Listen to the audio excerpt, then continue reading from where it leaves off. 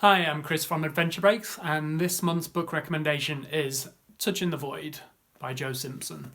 Touching the Void tells a true story of two climbers who are in the Peruvian Andes, and they've just got to the top of Sula Grande, which is a peak that was 6,344 metres high, and just begun their descent back down when Joe, the author, slips and he has a nasty accident. If you're squirmish, cover your ears for a few seconds, but basically, as I understand it or recall it, his lower, the knees, in the bones in his lower leg go right up through his knees and sort of shatter.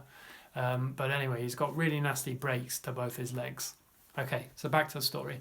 So Joe's really badly injured, and his climbing partner is Simon Yates, and they've got to get down and off this mountain to sort of save themselves. They come up with a plan whereby Simon lowers Joe down a length of rope.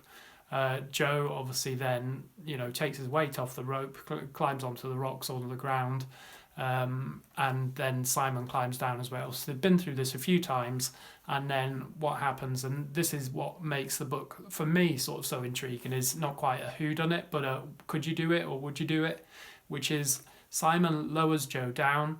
They're far enough away, the rope's long enough so that they can't see or speak to each other. And in my mind, Simon's perched on the edge of this, cliff face or rock face. He's lowered his buddy Joe down, that's really badly injured, and the weight doesn't go off the rope, basically. Simon's thinking Joe is probably just dangling in midair. He's not reached the ground yet, and that's why he's not taking his weight off. And they just wait there for a period of time. So again, in my mind, Simon is being dragged off this ledge. He can't do anything to help to help Joe. And the only thing he can really do ultimately is save himself. And to do that, he has to cut the rope, and Joe is probably going to go tumbling to his death. So eventually, this is the whodunit, could you do it bit.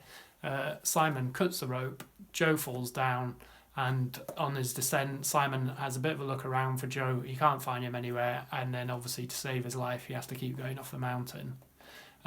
This book tells the extraordinary story of Joe's survival, which is Joe fell into this crevasse. He can't get up out of this crevasse, partly because he's so badly injured, and so he, after a while, makes the decision he can only head down. He doesn't know if he'll be able to get out, but basically he's heading into, this daunting world, but he has no choice, which is just head down and see if he can get out. And he does head down. Obviously, he's still massively injured, and even more so from the fall. But he managed to get out, and he basically spends several days trying to drag himself back to life and towards the camp. And he doesn't even know if he does arrive at the camp at any point, if Simon is still going to be there. So Simon and they had another buddy that were at the tent. As it turns out, if you don't want a spoiler, cover your ears again now. But he gets there just in time, just as Simon and his buddy are leaving, and they were actually meant to leave, I think, the night before. So literally skin of the teeth stuff all the way through. A really interesting read. And yeah, it's a could you do it, could you cut the rope, and what an incredible story of survival by Joe. I think there was a lot of contention afterwards as well around Simon and cutting the rope. My view is that's not really that contentious. You both know what you're getting in for. He was trying to help his buddy Joe. They'd come up with a strategy, but he just, he had to preserve his own life. Otherwise, they were both going to die on the mountain by him being ripped off. But yeah, great book. It's also a film. And so, yeah, check them out, and also click on the link below for other adventure film and book recommendations.